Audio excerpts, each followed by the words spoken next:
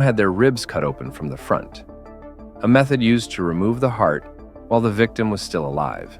Archaeology is often described as the study of humanity's past, but that description is comforting, and comfort is not what archaeology actually gives us.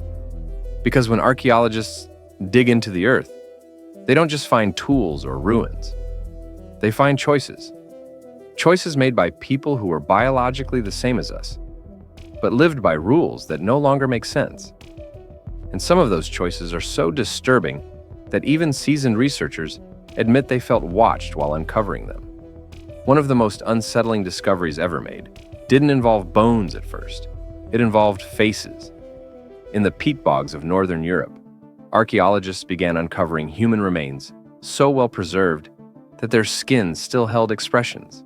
Eyebrows, wrinkles, closed eyelids. They looked like they were sleeping.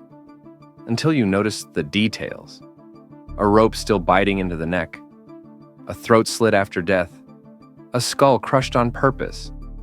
Many of these people weren't criminals. They weren't enemies. They were offerings. Carefully selected, carefully killed.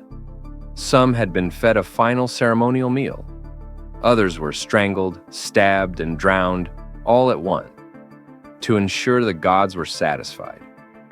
And in several cases, the victims were children. Someone held them. Someone restrained them. Someone finished the ritual, and then walked away. But sometimes archaeology reveals something even worse than violence. It reveals planning. In southeastern Turkey stands Göbekli Tepe, a site so old it predates farming, cities, and organized religion. And yet it shouldn't exist. Massive stone pillars weighing tons. Carvings of predators locked in aggressive poses. No homes, no graves, just monuments. Which raises a disturbing question. Why would hunter-gatherers, people struggling to survive, build something this complex and then deliberately bury it?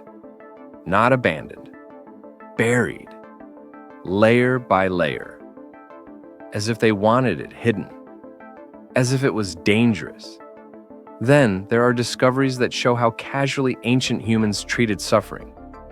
At several archaeological sites in the Americas, researchers uncovered mass graves filled exclusively with children, not from famine, not from disease, sacrifices. Some had their ribs cut open from the front, a method used to remove the heart while the victim was still alive. Others had their faces painted beforehand. They were dressed, prepared, comforted, which means these children trusted the people who killed them. And that might be the most disturbing part.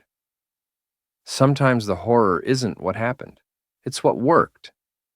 Across the ancient world, archaeologists have found skulls with perfectly drilled holes, no cracks, no splintering, and in many cases, the bone healed.